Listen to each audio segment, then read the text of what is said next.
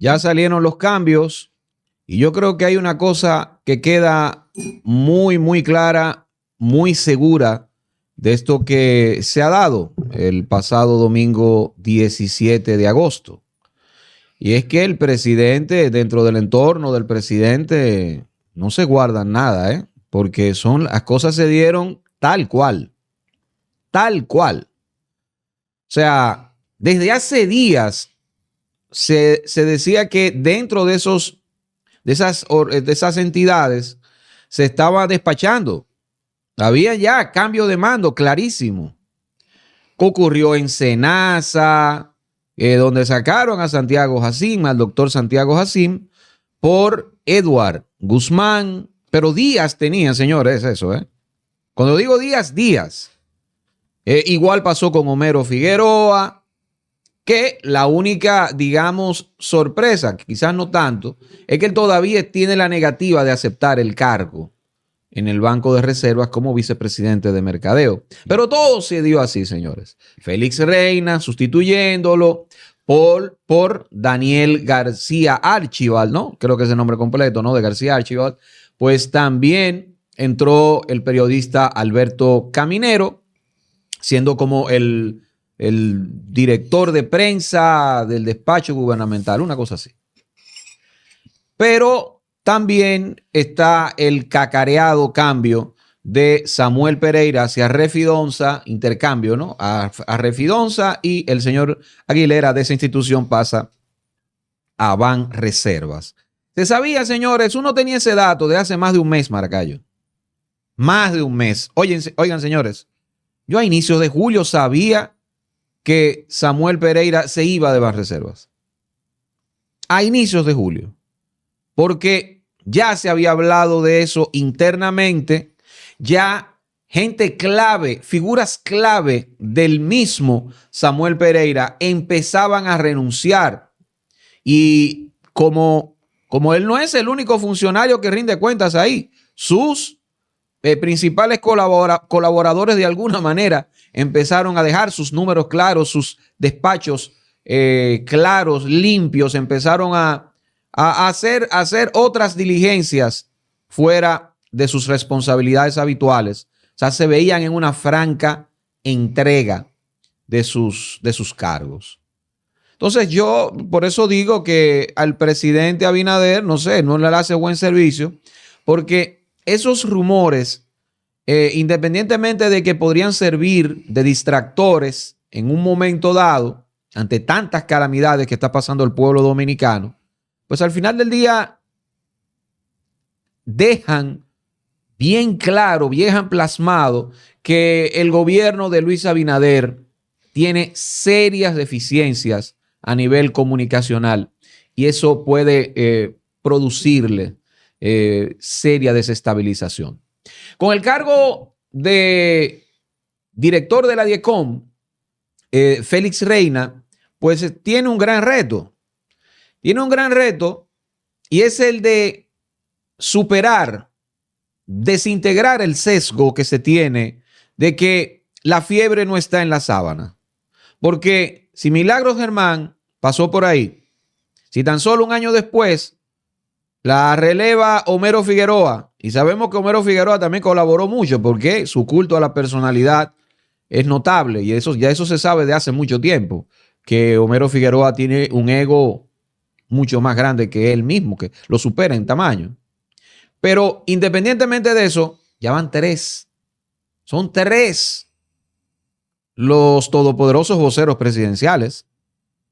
Entonces, de no hacer un trabajo adecuado, Félix Reina, pues estaríamos diciendo que el problema no son los voceros, sino a quien representan, que es el presidente mismo.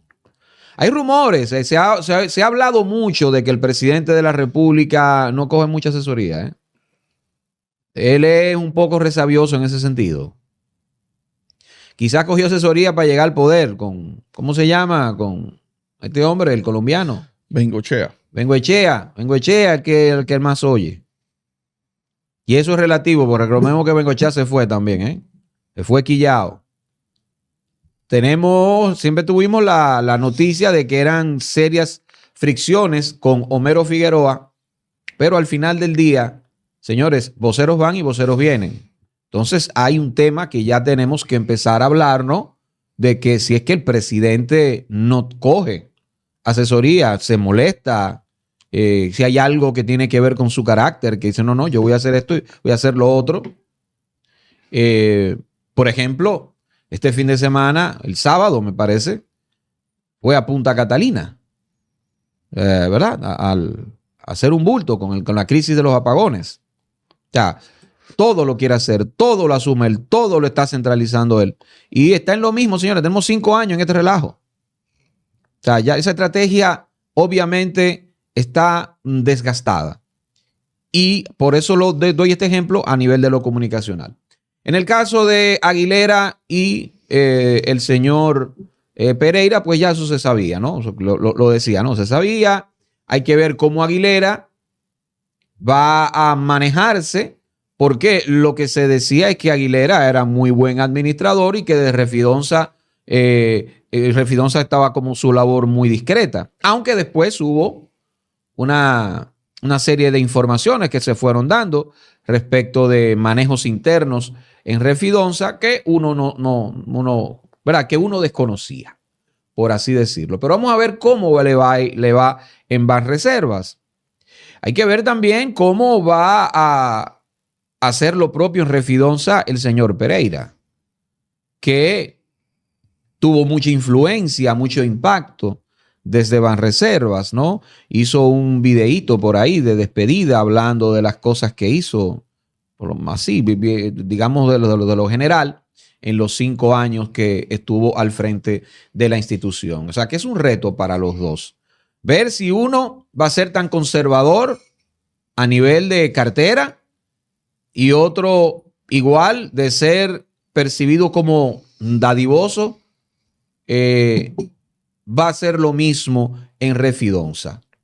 Hay que ver, ¿no? Que apoye tantas cosas como hizo Banreservas. Hay que verlo.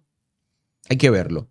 Yo creo que esos son los cambios más importantes. A nivel político, creo que sí es otro movimiento interesante, el de Adolfo Pérez de Promesecal hacia el INAVIE.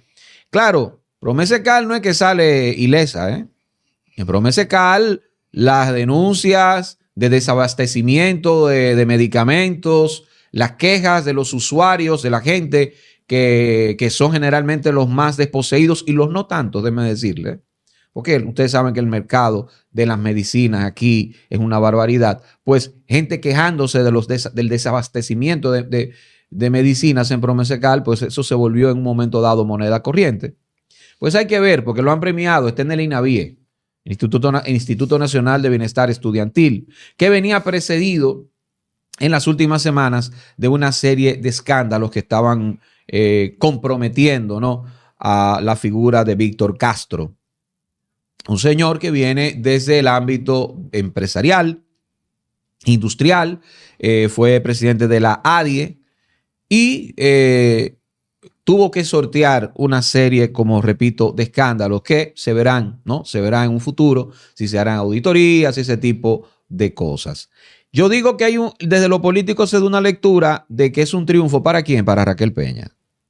Porque Adolfo Pérez es el director de campaña de ella. Y Adolfo Pérez en un momento dado fue descrito por el mismo Luis Abinader, no yo, como un hijo putativo. O sea, ese muchacho es mío. Ese es de lo mío. Entonces, si es uno de los de Abinader y está en un cargo tan importante y además de eso es el jefe de campaña de Raquel Peña, pues es una promoción. O sea que por flujo no va a haber problema la campaña de Raquel. Y además son de los sectores donde Raquel Peña tuvo incidencia. ¿Por qué lo digo? Suministro, ¿de dónde? De educación. Insumo, o sea, contrataciones ¿de qué? De educación. ¿Y dónde estuvo ella ahí cuando en un momento dado el gabinete, que ella siempre fue para educación? Creo que después, justo después de Rufé Fulcar. en ese interín. Pero también estaba en lo médico, ¿eh? Estábamos, recuerden las vacunas del patógeno aquel y las vainas que no nos llegaron aquí nunca. Eso se quedó así. O sea que el flujo está garantizado para la campaña de Raquel Peña y creo que eso debe poner a pensar, yo no sé si a temblar, pero a poner a pensar a los otros precandidatos.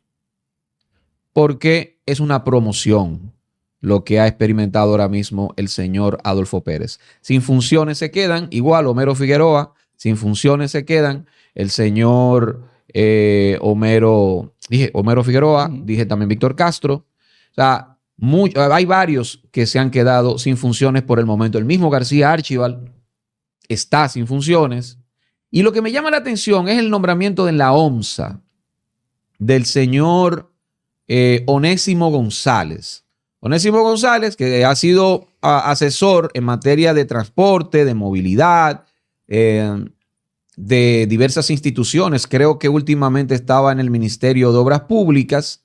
Pues ha sido nombrado director de la ONSA, pero en momentos en que hace menos de un mes, Maracayo, en julio, a finales de julio, por el ayuntamiento, fue en Santo Domingo Norte, si mal no recuerdo, fue en una sesión de la sala capitular, fue declarado persona no grata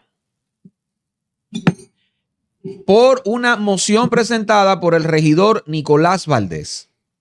Nosotros hasta el momento no hemos podido conseguir el contacto de Nicolás Valdés porque queremos saber la razón de esa moción. No la hemos podido conseguir, de verdad, porque de hecho tenemos la resolución, nos enviaron la resolución, pero no hemos encontrado el motivo de la misma. Y llama mucho la atención esa vaina, ¿eh? Que en el momento que se nombra un director de un organismo como la OMSA, ahí mismo, bueno, menos de un mes atrás, era declarado persona no grata. Nada más y nada menos que en Santo Domingo Norte. Distrito Nacional. Perdón, Distrito Nacional. Perdón, exacto. Sí, porque fue el Ayuntamiento del Distrito Nacional. Exactamente. Pero hemos tratado de conseguir irnos a la fuente primaria, ¿verdad? Donde el regidor no hemos encontrado el contacto. Porque nos llama mucho la atención. Quisiéramos saber la razón de esa moción que pasó ahí todo. O sea, pasó por el Consejo de Regidores y fue aprobada. O sea, que no fue él solo. Mira, lo que tú dices de que Raquel ya tiene su flujo de dinero ahí garantizado, contrasta con lo que se pudiera pensar de esa cercanía que tenía Samuel Pereira con David Collado. Banreserva tuvo mucha actividad de apoyo a las iniciativas del Ministerio de Turismo. Apoyo Sí. que evidenciaba una cercanía peligrosa entre David Collado y Samuel Pereira. Lo cual hay que ver si ese apoyo de Banreservas a las iniciativas de David Collado se mantienen en la figura de Leonardo Aguilera. Que uno puede entender que Leonardo Aguilera es un personaje mucho más cercano al presidente Luis Abinader, aparte de que viene del Grupo de Santiago. En dado caso sería más cercano a Raquel Peña. Exacto. O sea, todo parece como que se va para un lado, ¿no? Everything is in the right place. Es una canción de Radiohead. Claro. Recordar que Leonardo Aguilera es el hombre del Centro Económico del Cibao, quien es una de las personas que más ha aportado al asunto este de las encuestas. Estas encuestas donde el presidente Luis Abinader siempre parece Él fue el primero que sembró la percepción de que ganaba con un 70. Claro. Un 70, ¿recuerdas? Las elecciones pasadas. Sí. Que la ganaba con un 70, una cosa así, una locura. Es increíble cómo pueden Creerse esas mentiras. Sí, no, y vamos, pues señor, usted es ministro del gobierno, o sea, ¿cómo puede entonces estar poniendo encuestas allí? Con ese conflicto de interés tan claro allí, ¿no? O sea, y esas fueron las encuestas que más utilizó el presidente, el equipo de campaña del presidente Abinader para mostrar sus números. Una encuesta hecha por un empleado de él, ¿no? Y bueno, Samuel Pereira acaba de hacer algo que yo nunca había visto. Yo nunca había visto una grabación de un funcionario que se despide de esa forma, ¿no? Yo siempre he visto que hacen despedidas y graban en el ministerio o en la institución y eso lo graban como una despedida para mostrar, ¿no?, el afecto de los empleados hacia ese incumbente que sale. Pero nunca lo he visto de la forma en que lo hizo. Él grabó un video y lo promocionó en sus redes. Y lo más curioso es que, y me quedé esperando, y no pasó, no dijo nada, de su nueva asignación, que es lo que debería ser noticia, ¿no? Para él mismo. O sea, él agradeció ahí al presidente por la confianza, se dio su autobombo de todo, de que él ha sido el mejor director de Banreserva, de todo lo que hizo, de la sucursal en Nueva York, y nada, y dijo, y bueno, yo seguiré sirviendo al pueblo dominicano donde me designen, pero si ya te designaron. ¿Qué quiere decir eso? Cuando él no menciona en ese video su designación a Refidonza. ¿Qué uno puede pensar? Que no, uno puede pensar, bueno, es un acto de rechazo hacia ese nombramiento, o que el video se grabó antes de... De hecho, se decía que él, no, se sabía que él iba para allá, a Maracayo, al principio. Y lo que uno había tenido información también es que él no la quería. No, pues un acto de rechazo a eso. Él no la quería. No la quería. Él terminó aceptándolo. Está bien, presidente, lo vamos a hacer. Vamos a aceptar. Pero él no quería. De inicio, él no quería. Esa es la información que tengo. Ya. Bueno, yo hace sentido. Nosotros somos, o sea, ustedes saben que nosotros somos muy críticos, ¿no? Con todas las funciones de esta gente. Pero Samuel Pereira, a mí lo único que me molestaba un poco de Samuel Pereira es ese afán de protagonismo, ¿no?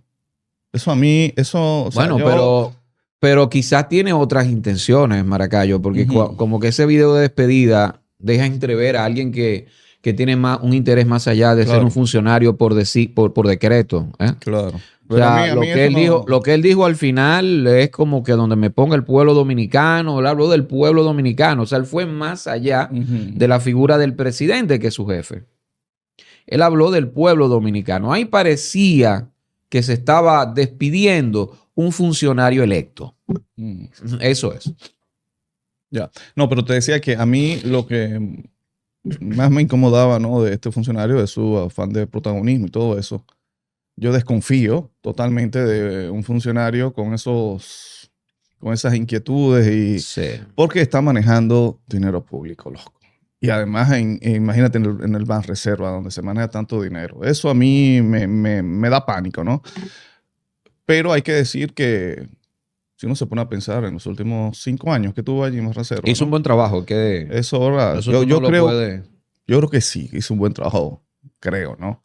Bueno, por lo menos yo creo que hizo un buen trabajo y lo dije en un corte anterior en áreas que uno conoce en la cultura, con el Centro Cultural Banreserva. Sí. Si usted deja actuar al Centro Cultural, si usted deja actuar a un órgano como el Centro Cultural Banreserva, ya usted está ganando. Y también tuvo un gran logro que él lo resaltó, que es el de abrir una sucursal de un banco en Nueva York. En Nueva York, en Miami, exactamente. Y en Miami también. O sea que creo que eso es un punto muy importante. Sí, claro que es compartido ese mérito, ¿eh? Porque hay que decirlo. Es compartido con la administración pasada del PLD y obviamente con su administración, que fue la que la ejecutó realmente. Simón Lizardo. Sí. que era el que la antecedía. Sí, que por cierto, en ese punto hay que hacer una crítica. Hay muchas quejas de la diáspora dominicana de que el Banreserva ya pues solamente atiende a dominicanos que Que están legales. están legales, ¿no? O sea, que tienen todos sus papeles. Y bueno, yo creo que habría que buscar una vuelta a eso porque, Pero si los estados allá le buscan una vuelta a eso para recaudar su cuarto. claro, y más estamos hablando de que es una sucursal donde tú no puedes hacer movimientos de dinero en el sentido de remesas ni nada de eso. Entonces, que tú lo que puedes hacer es movimiento interno de tu cuenta, ¿no? O sea, una cuenta bancaria que afecta a la República Dominicana, no a la economía de Estados Unidos. Entonces, ahí yo no le encuentro mucho sentido de que tú no puedas de que tú tengas que pedir un seguro social eh, a un dominicano, un seguro social de Estados Unidos, a un dominicano, que vaya a, por ejemplo, revisar su cuenta dominicana o que se le bloqueó su cuenta, por ejemplo, dominicana, y que por el hecho de no tener un seguro social estadounidense, tú no puedas darle ese servicio. Yo creo que eso tienen que revisarlo allí, porque recuerdo que la inauguración de esta sucursal en Nueva York, el día de la inauguración, bueno, la inauguración no, el día de apertura de operaciones, eso fue una fila tremenda que hubo allí. Una fila tremenda y prácticamente el 50% de las personas que estaban allí no tenían seguro social de Estados Unidos, las cuales tuvo, después de hacer horas ahí esperando que abriera la sucursal, personas que seguramente tenían algunos problemas de bloqueo de cuenta, consultas, pues no la atendieron. Y hay que decir, señores, que esa fuerza laboral que aún está en un estatus no regular en Estados Unidos o que está en proceso de eso, es una fuerza laboral, es una diáspora dominicana que necesita ser apoyada por el Estado dominicano, porque recuerden que ellos son socios de los administradores que tenemos aquí, socios muy importantes. ¿Ah? Sin esa remesa que mandan esas personas que no tienen estatus regular en Estados Unidos, pues el país lo sentiría. Y recordarle a estos presidentes, a estos administradores públicos, que esto es una apreciación mía, yo creo que esa diáspora que aún no tiene un estatus legal en los Estados Unidos son los que más aportan con sus remesas, son los que más dinero mensualmente envían a la República Dominicana. Porque hay una tendencia de que cuando estas personas ya hacen su estatus legal y todo y crean sus bases económicas allá, baja un poquito los envíos mensuales aquí a la República Dominicana. Y nada, hay que hablar un poquito, Edwin, de lo que pasó con los apagones el fin de semana. Fin de semana no, porque ya teníamos unos cuantos. Los apagones vienen de la semana entera. De la semana entera. De la semana entera.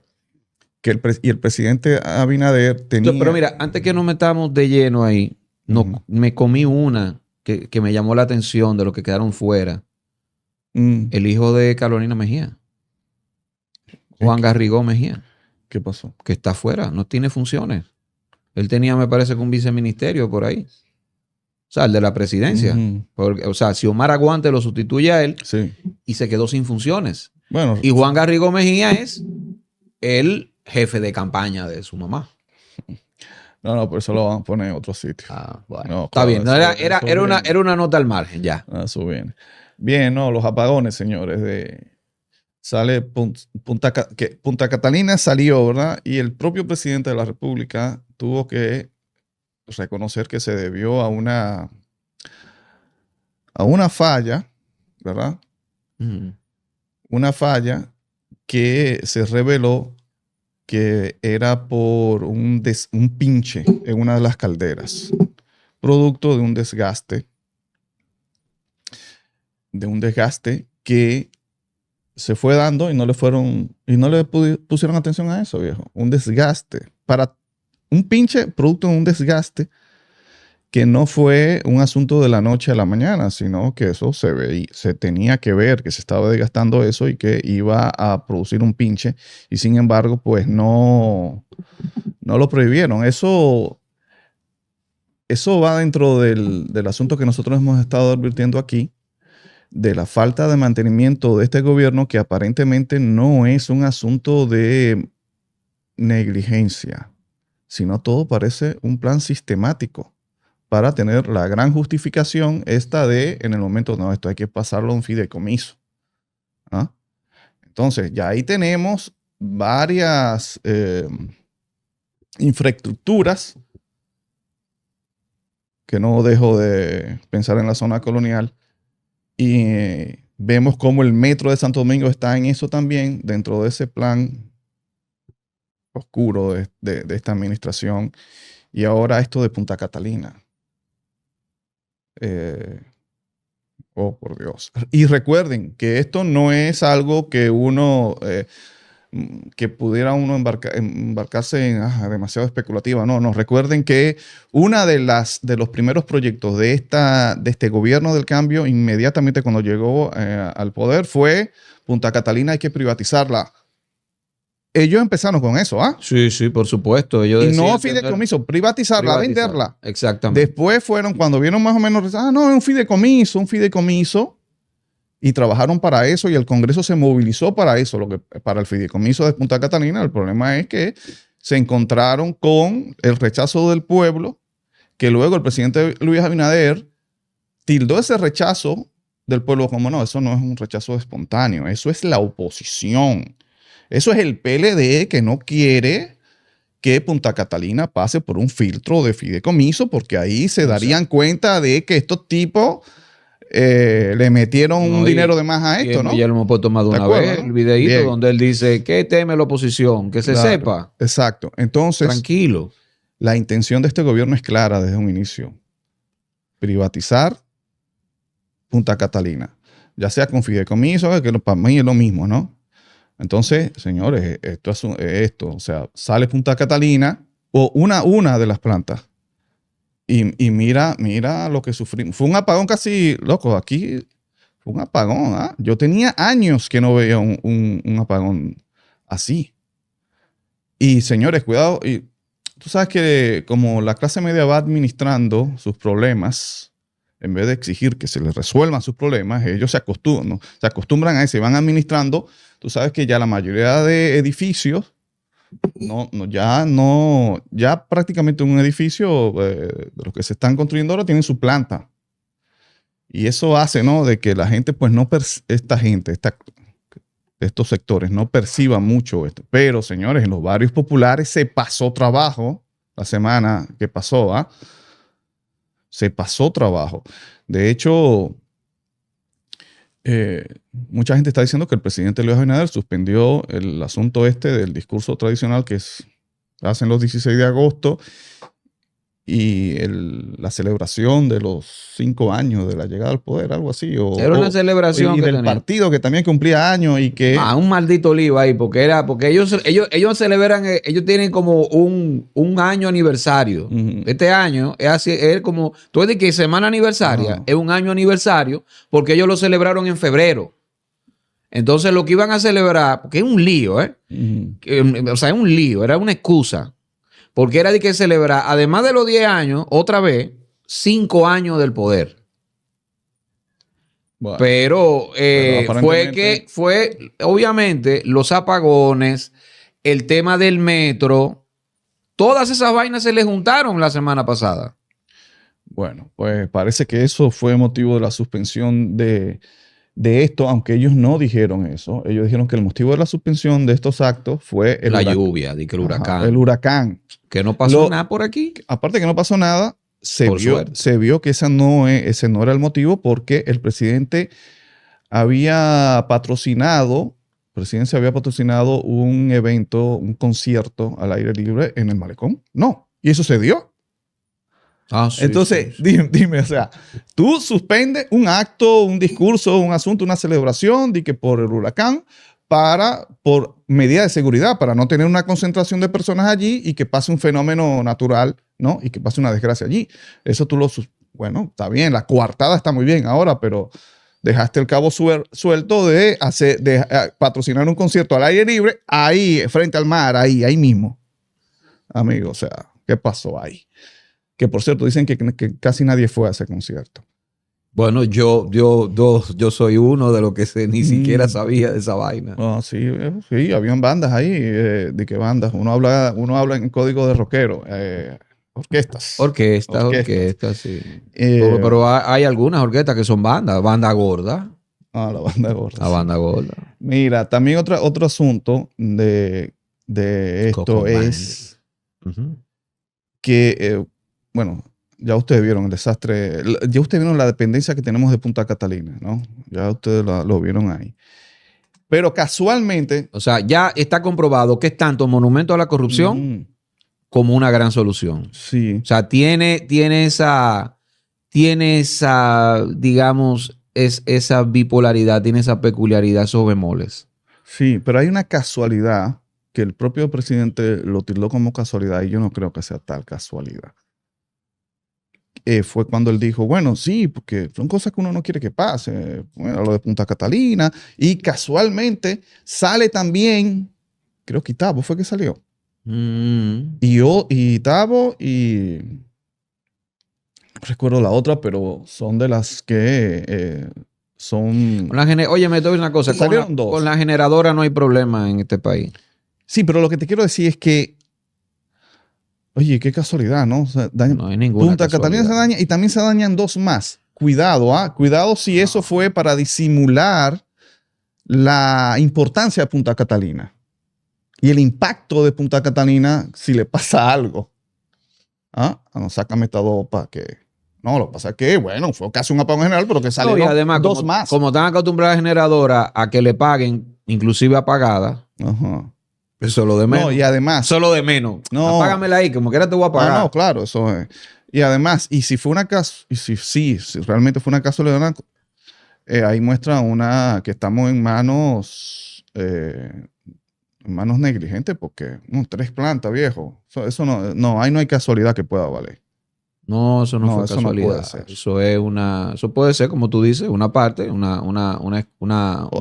O hay que cancelar a varias personas. Exacto. Un plan para eso, o que eso puede ser, que eso es clásico en las generadoras de electricidad, Maracayo, es que no se le paga a tiempo, yo te apago.